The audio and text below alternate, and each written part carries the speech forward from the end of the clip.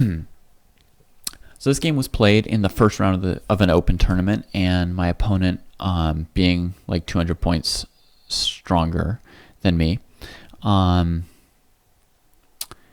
was playing not his number one defense here, basically. Like b6 is an offbeat opening that he used against lower rated players to get them out of what they might know and out of their comfort zone and have more chances to win, and also to save, his opening preparation and his best openings for his stronger opponents later in the event. So I approached this pretty naively. And one interesting thing about this game is when I play through the game, it looks like I played pretty well to me, but I also have an old annotation that I wrote of this game at that time.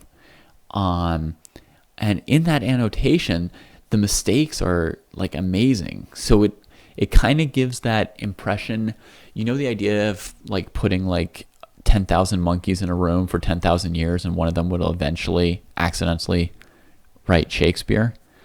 It kind of gives me a little bit of that impression, like I kind of stumbled onto playing the right moves this game because based on my notes, there were some serious holes in my understanding of the game as I played it. That said, the game does have one clear strategic idea running through it, which is correct, and which I correctly understood and sort of, executed based upon throughout the game. So that's already like a strength of my game, sort of being single-minded and just following my purpose straight through. So this is kind of like a pretty blunt and naive approach to the b6 opening, and so particularly the early knight c3 allows black to get this kind of maximum pressure on e4. And yeah, so now I defend e4 like this, but actually, black seems fairly well poised to strike back at the center with these moves, depending on how white plays, or even the move knight f6 could be decent. But he played c5, and now I went for a3. So one important thing when you play a3 in these positions is you do also have to calculate cd4 as well as bishop takes c3, and I had actually done that. And in this position here, it's basically a clear trade-off between weak pawns and a strong bishop. So, potentially a good bishop pair for white and a weakness on the dark squares for black. And I said that if you compare this position to what happens in the game, one of the main differences is that with the d file open, it might be easier for white to make use of this dark square bishop, which is not completely off. Anyway, so what happens here is we trade like this, and now obviously this c-pawn's pressure against d4 is of no use.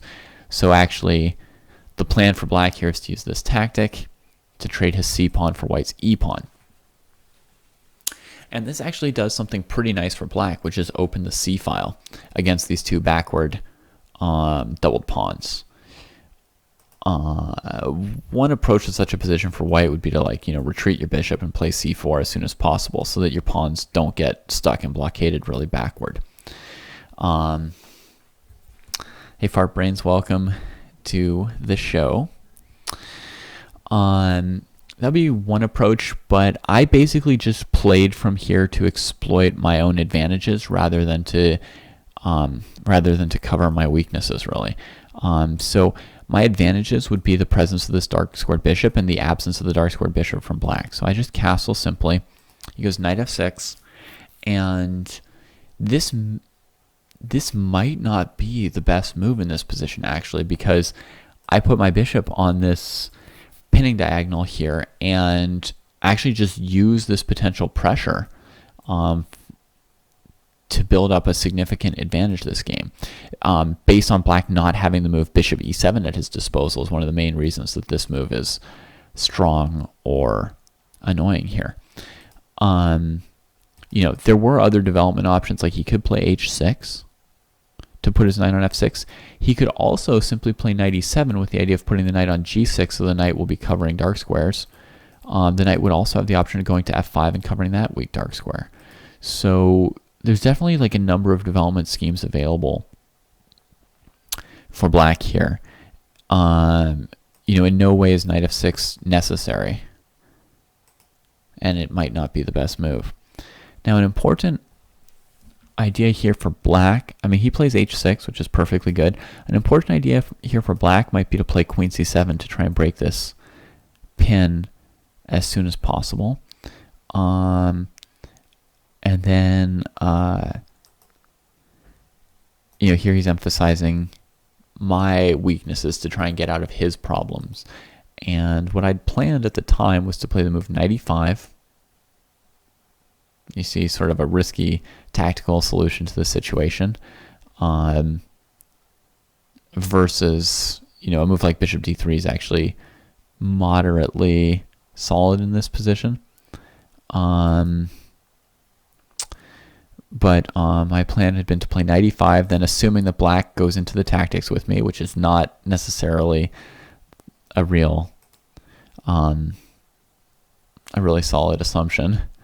And then the king would come here, and then I would keep playing like wild tactical moves like this instead of just moving my knight away, and that the game would go on from here, and still trying to put my bishop on this terrible square instead of just safely retreating it to d3. So a little bit bizarre, right? And playing all based off of, tactics to regain this piece, and very, very weird, artificial looking line. It's got like, it does have a strategic underpinning to it. Like it's trying to emphasize my strengths and his weaknesses. So it does have that to it, but it's like overly hopeful tactically, right? As far as like leaving pieces dangling and like hoping that, at the time I was even hoping, I was just so optimistic. I just assumed everything was going to work out, But when I look at it now, it's like, why would you play such, like, where would you get the idea that such risky moves are like reasonable? Like, keep your pieces somewhat defended, It's not like white's giving checkmate here, so don't leave everything hanging.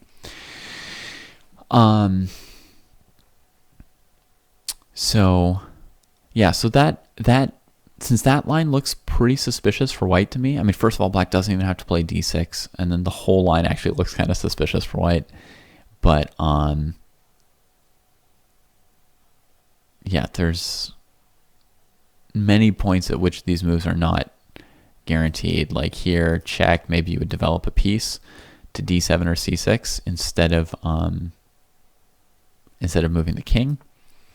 And if white just trades off on d7, they haven't really achieved much. So presumably, I was thinking I would have something tactical here.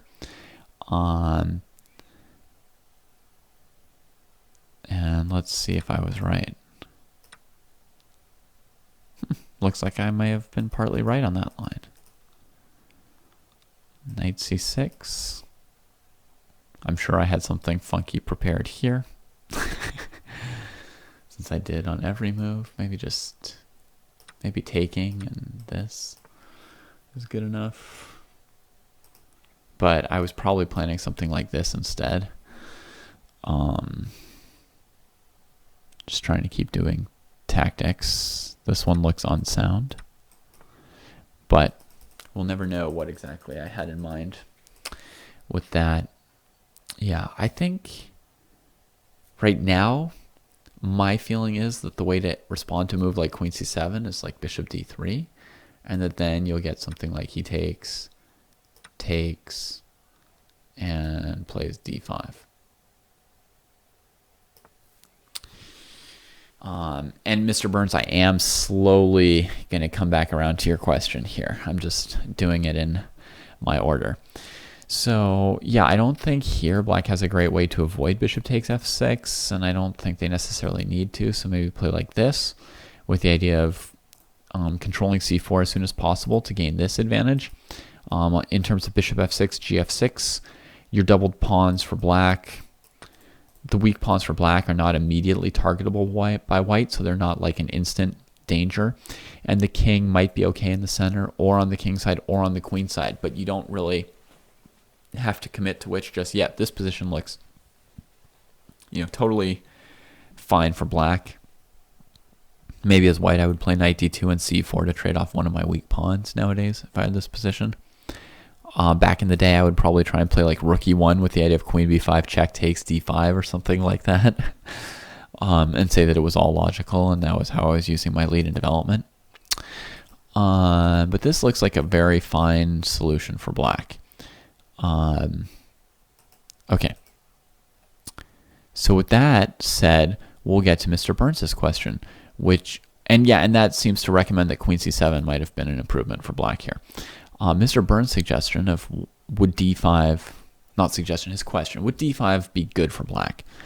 The answer is yes and no. The yes part is that it does try to take control of the c4 square in order to use the c file against these two c pawns. The no part is that it does weaken the dark squares further to commit this pawn to d5. So it could let white use this diagonal at some point or use this square for the knight. So it depends how this move is followed up, whether or not it'll prove good or bad. I think that it would be bad for me to now play bishop d3 in this case, because I don't really want to trade this bishop right now. So more likely, I'd probably play check, and then something like knight d7 and knight e5. And now there's a lot of pressure on these pieces, and black's probably losing tactically here.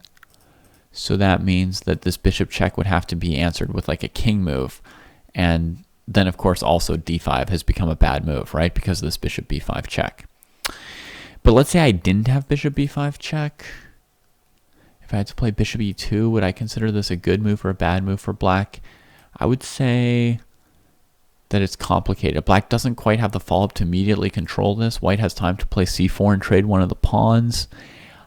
I'm not super impressed by d5 overall, I guess would be my take, Mr. Burns, but that it's not always a clear question. It has its pluses and minuses, and it really depends who gets control of c4 right after, and if white is able to do anything with these squares or not. Like if my bishop were on c1 and I could play bishop a3, then I would say there's a real downside to d5. Right now I don't see bishop f4 doing anything, so I'm not so worried about it. But the fact that white's able to trade off one of these two pawns right away, and then probably keep like the bishop pair and some weak dark squares for black, makes me think that d5 is not amazing. Although this position should be playable for black. I'm not saying it's bad for him yet. It seems totally playable. He's got room for his pieces. And white still has some pawn weakness in exchange for his bishop pair. But I wouldn't be like super excited about what d5 did there. I preferred actually that queen c7 move. I suppose alternatively I could play bishop e2 and just sack this pawn. And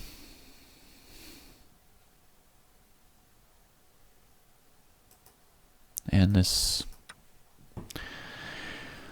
white might have something here for the pawn sack, but it seems a little hopeful as well to me. So I think the queen c7 move is probably pretty decent. h6 also makes a lot of sense because the idea from black is that since he doesn't have bishop e7, he wants to have the option of playing g5 at some point later. Okay, so now he castles. And this move also kind of goes without. This move kind of goes without mention. That g5 is kind of a little bit of a move that's on black's mind, so he might want to think twice before castling kingside if he thinks he might be forced to play g5.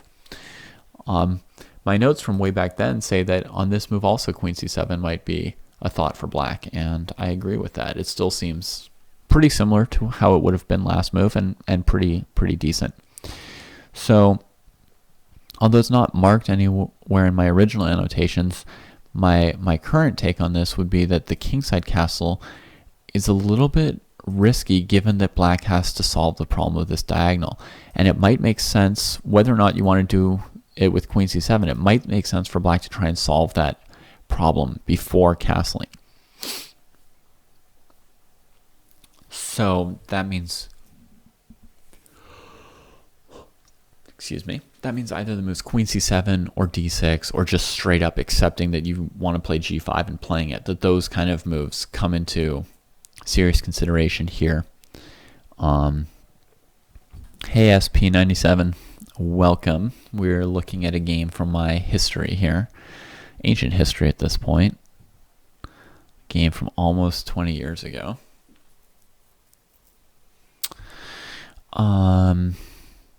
Yeah, so I think when you're, I think generally speaking, we can say when you're suffering from a problem of this kind, you usually want to deal with it right away. Best case scenario. Second best case scenario, like decide for sure how you're going to deal with it and be ready with your plan. And if the way you're going to deal with it is g5, then castling becomes a little bit sketchy here. So, I mean, you want to take it pretty seriously. I don't think it worked out this game. So he castles. I played rook e1. And he brought his bishop to b7. And after the game, he told me that maybe leaving the bishop on this diagonal would be stronger to have extra defense for the king. Certainly if you're going to play g5, it could make sense to leave the bishop over on the king side. Just have another piece to cover the light squares when g5 gets played. Could make a lot of sense. Hey Chasnik, what do you mean by shout you out? Is that something that I'm supposed to do, or you want me to shout, let it all out, maybe? Is that what you meant? All right. So anyway, I mean, he came back this way, and here I played knight e5, and now already, white has a potential threat of the move knight to g4, putting pressure with this bishop on f6. I know, and I already said it. That was feigned ignorance. I'm mostly ignorant, but I love to like pretend to be even more ignorant than I am now and then. Great joke to pull. All you need is a little deadpan and to be ignorant enough for people to think like, yeah, maybe he is that ignorant too. All right, so here, with knight g4 threatened, he did play g5 to prevent that. His other option pretty much is to play d6, trying to prepare knight d7. And in general, this d6 is the option where he tries to go and reinforce the dark squares. Now,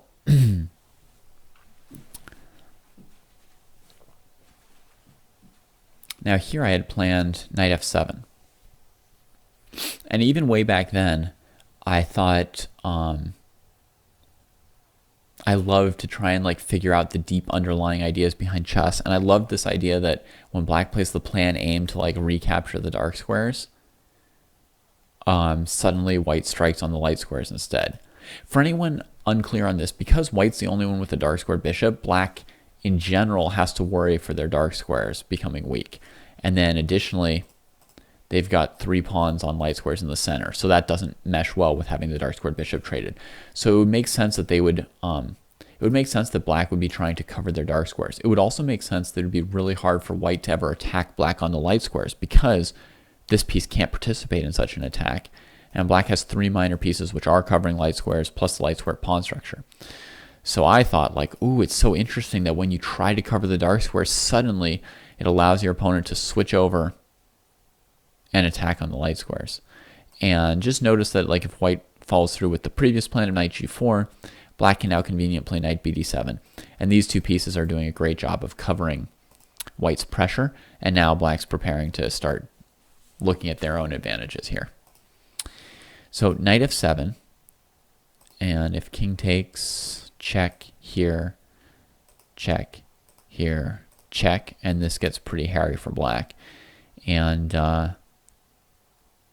yes, I wasn't a strong player at the time, but the odds are decent that this position was correctly calculated as being good for white.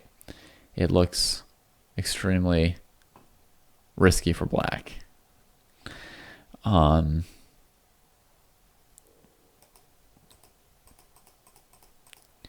So rook takes f7, and then bishop takes e6, knight b7. And here my plan was to play rook e3, queen e2, rook e1, and eventually come into one of these squares. And I gave the note that the black minor pieces, the 2 pieces against the rook, couldn't cover all 3 of these entry points. Now I wouldn't say it's so guaranteed as all that. I would say it's a complicated position. I wouldn't be super confident about that. It's playable for either side. Perhaps a slight edge for white. It's not really a piece down, Super Patzer, because this bishop's going to trade for this rook at some point. So it's going to be a rook and 2 pawns against 2 minor pieces. One of these pawns is pretty terrible, so it's a little bit more like rook and 1 pawn. And having like really good control of a completely open file and a penetration point that you can target makes it pretty plausible for white, really, because it's going to look like here. You keep your pressure on this for a moment. Black's going to want to organize their pieces and stop rook e7.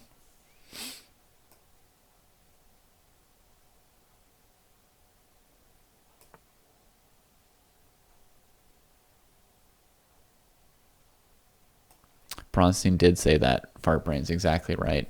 A weakness on one color of squares often ends with a sacrifice on the other color of squares. And even in my noobish state, I had heard of that concept, and I was like, aha, I am feeling the deep truths of chess here with this like knight f7 variation.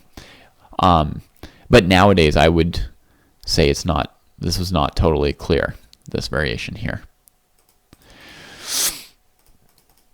Anyway, black plays g5, and then I play bishop g3. So my overarching idea, I guess I never 100% laid out to you guys what my overarching idea was. My overarching idea was to play here, put pressure on f6, and either take, messing up his kingside structure, or force him to play g5, weakening his kingside structure. And then based on whichever one of those things happened, I would have the weakness that would be my hook to start a kingside attack, which would then ideally be maybe not a guaranteed win, but like I would have an advantage because I would have a justified kingside attack based on that weakness. I would have like an actual advantage plus an attack was the thinking. So he plays g5, I come back. So here he plays knight e4, and again I've got a variation on d6, like a super incorrect variation. I say d6 again loses to knight f7 exclam, which is wrong. And then rook takes e6. But I had definitely missed the move d5 way back then when I planned this thing, which doesn't seem to make any sense, right? White's just sacked a piece, and his compensation is mainly that his other pieces are hanging. So yeah, I would not be knight f7. I assume that white would still just play knight to g4, sort of more in the style of the game. Just looking at these squares, probably trade these pieces basically, and then look to open lines on the king side with either f4 or h4, depending on what move black played in the next move or two. And this seems simple and good. I don't see any reason why I would have thought like I even need to look at a move like knight f7 and try and push the pace like that. Yeah. It's not particularly logical, nor is it accurately calculated. And apparently I was really obsessed with like switching from the dark squares to the light squares because there's other variations given, like knight c6 instead of d6, and then I play knight g4, queen g4, d6 for black, because supposedly this would be pretty annoying for black, which I agree, looks kind of annoying.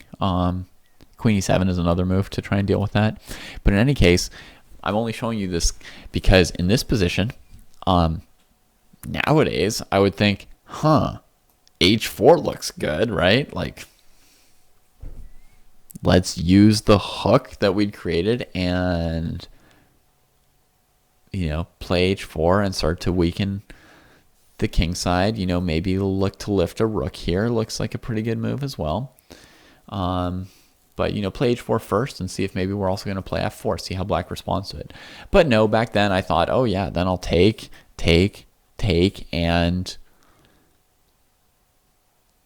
just win with this attack. Well, of course, this sacrifice, by trading off these two black pawns, it actually gives black space to bring in another defender, which I, to my credit, at least noticed. But then I thought, I can bring in a reserve faster than he can, and strong attack, good for white, I thought. But this is also, to me, super unclear compared to the approach I would probably now take of just playing h4. Because this is increasing the tension, improving my position. What's he going to do? If he plays a move like rook c8, I can always play this bishop e6 sack later once it's even stronger, right? Because I've got this extra thing here, which, for example, this rook f6 defense wouldn't be good if I had a pawn on h4 and I could just take on g5, right? He would then lose like 2 more pawns for free while getting attacked. Wasn't queen e6 better? You probably mean in this position, right? To pick up the d6 pawn as well. It might be. I don't think, in either case, I don't think it's as good as just playing h4, right? But interestingly, I gave my rook e6 move a double exclam, with the idea that I was bringing in the next rook and I was, using all my reserves and using the whole army. And,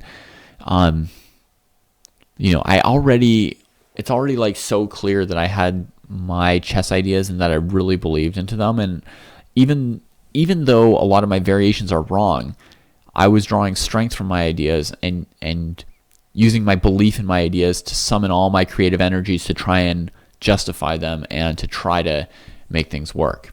So yes, queen e6 might be a little bit better than rook e6 here.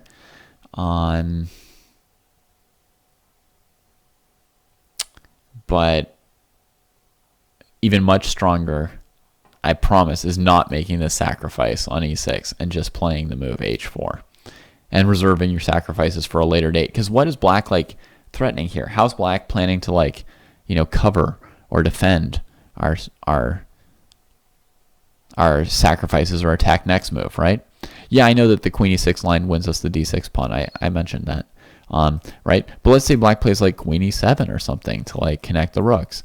I mean, bishop e6 should be just as good now, right? If my intended follow-up is rook e6, why not do it now when it wins a tempo on the queen as well, and we have this pawn here, right? In every variation,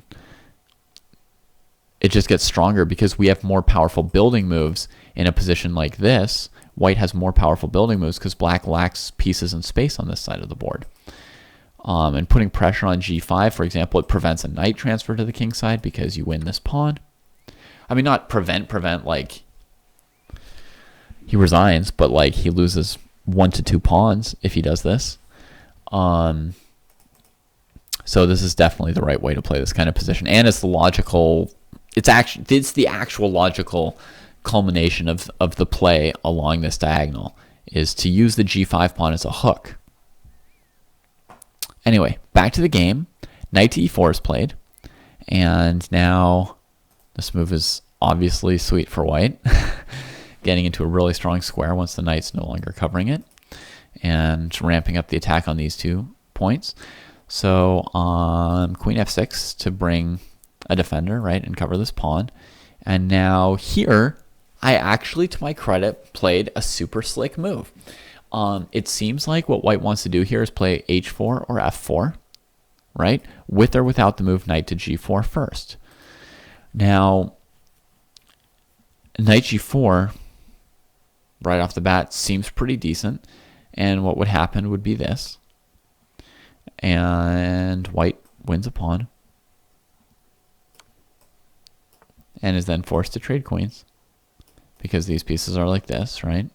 If you save your queen, you can take this probably. So let's just go back here and do it this way once we realize that we have to do it, and go to this position. Now, position looks pretty darn successful, right? Winning a pawn, hurting his remaining pawn structure. Everything looks nice and smooth for white. bishop e5 potentially will even be awkward for him and put his pieces into bad position.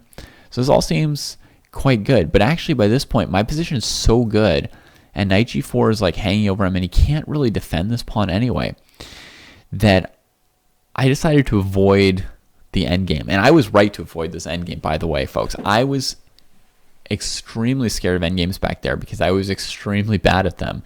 And although this endgame looks beautiful, there's a very good chance that I would have lost it and some chance that I would have drawn it. In this very same tournament, I played another a very memorable game in which I got a completely winning position against an IM for the first time, and then I eventually lost a rook endgame with 3 extra pawns. I had no doubled pawns, he had no passed pawns, like no counterplayer compensation. It was just like rook and 6 pawns against rook and 3 pawns.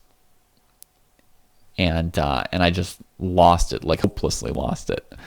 So this endgame here, pretty good chance I would have lost it if I'd gone for it. So it's lucky that that I played my maximalist move here and increased the pressure with the move bishop d3. The point is, if he takes on g3, white can actually use that to get the f file as well. Also, if he takes on g3, this bishop covers queen g6. So now I'm ready to play knight g4, and there's no way for him to trade queens, right? And I can just keep continuing this attack. And the open f file, you'll see the value. If he tries to evacuate his king from this area, then you see the move rook f1, and you see the value of this f file. So, yeah, I mean, generally the move hg3 is really nice. You capture towards the center, you promote a rook pawn into an actual pawn. Rook pawns in some ways are only half a pawn because they only attack half as many squares as a b through g pawn. So this is the normal way you like to do it. But actually, in this position, it's actually really good to take this way and have the f file open to prevent king evacuations.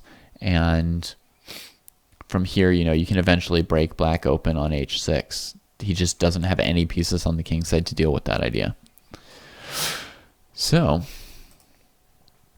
this move, he defends the threat of me winning his piece with d5. So that keeps my bishop off of g6 for the moment. So if I play knight to g4, he can still play queen g6. But of course, I still wasn't having that. I play f3 to open up the bishop.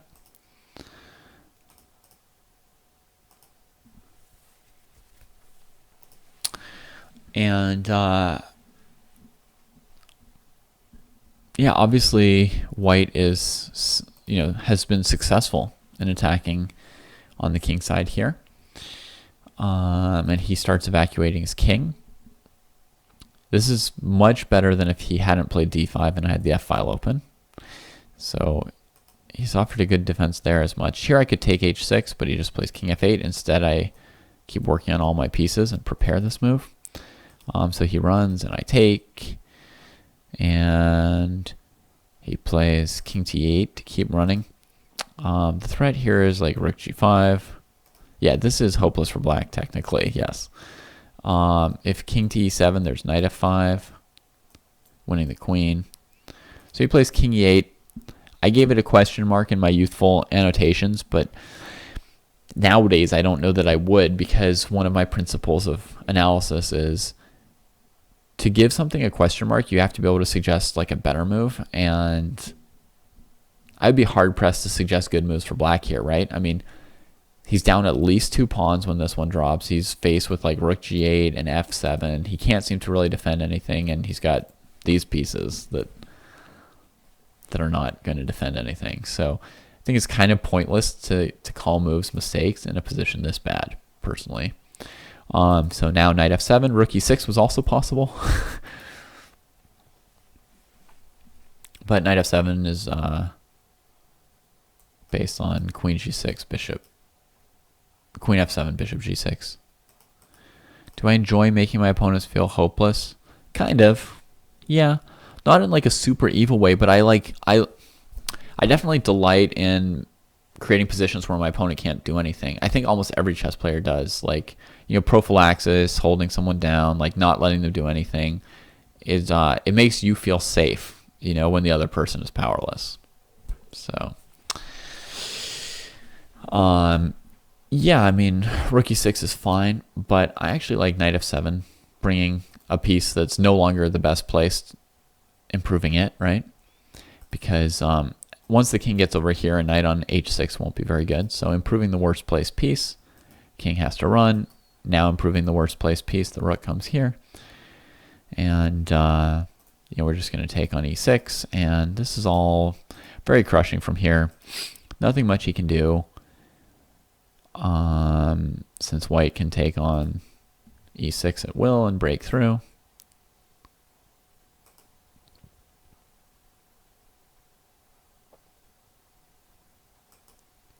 Yeah, the knight on a6 was placed there to avoid this checkmate. And here back in the day, I really delighted in calculating out all the wins, like many moves long in positions where, like before it was necessary to do it, right? So like if you've got a winning position, in some position like this, like how much would you calculate it out every single win and how it looks? I feel like often like more professional players just play like the clear move, wait to see which defense their opponent plays, and then figure out like how best to beat that defense once their opponent's picked a defense. But I used to really enjoy like dotting all the I's and crossing all the T's, like analyzing out, okay, if he plays king c6, where's my mate in 4? If he plays king c8, where's my mate in 6? Like, and all that kind of stuff.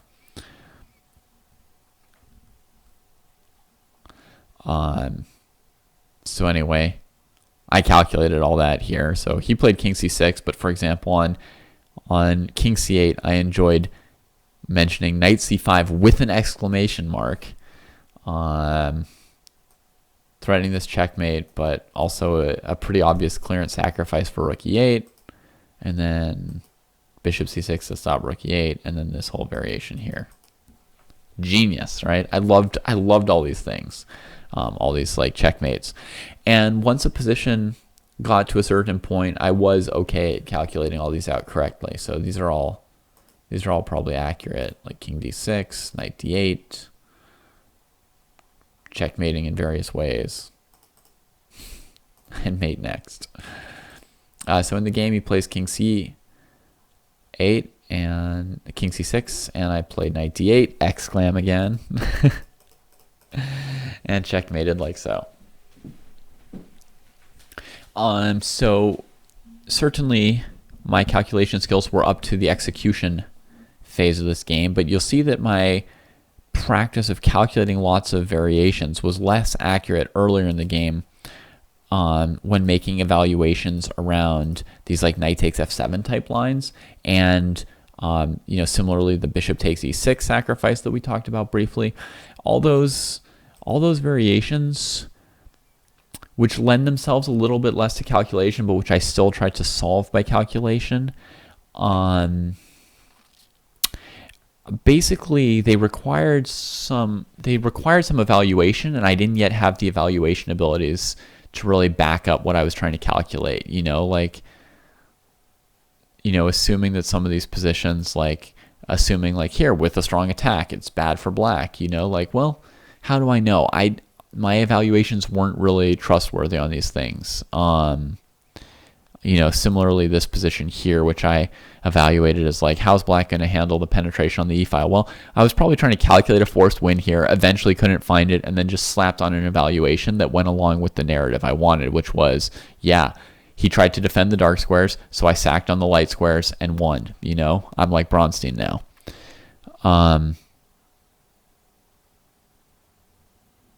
Super Pazzer says, yeah, many puzzles were created from this game. Yeah, so I sort of created all these little checkmates in 2 and 3 and 4 for myself. Yeah. So the evaluations on those kind of tricky lines were sort of lacking, and when I couldn't evaluate accurately, I would just evaluate in my favor, right? Like, yes, this was good, and I would have done this. Nevertheless, I think what we see here is a very clear strategic game, right? Where I did seize upon successfully what was weak about my opponent, how I could use this dark squared bishop given that I had these 3 pawns. You know, another approach to this position would be to try and play like a4, bishop a3. But I seized upon this knight f6 and that this bishop pressure on this diagonal could actually be annoying, and my opponent didn't deal with this as soon and as quickly as he needed to. He was kind of cavalier about it, figured that eventually he would play g5 if he needed. If not, he wouldn't play it and he would do something else. But eventually, I mean, that's not an actual solution. That's just a different kind of overconfidence. That's like confidence that, you know, he's so much better than his opponent that things will work out. Yeah, as you say, Mr. Burns, kind of like using my evaluations and calculations to justify whatever I sort of wanted to do anyway, just because I felt like this is like the hero move, this is the win. But by the time he like realized that this plan was really a problem, like, you know, he didn't really have a solution to it anymore, and I pursued my plan very doggedly here, and you know, there's 3 or 4 good moves in a row at some point here, right? Just like very precisely going after this. With rook e1 was actually a pretty good move, and then knight e5 quickly going for like knight g4 before he could play a move like d6. You know, if black has time to play d6, then this knight's limited and there's no obvious way to improve the pressure on this side of the board, right? So it's very important how quickly that came in. And then going after h5, not taking the pawn in the endgame, but this bishop repositioning, very strong, right? And getting this king hunt up a million pawns instead of an endgame up 1 or 2 pawns, because of that correct pushing there. So that's the game.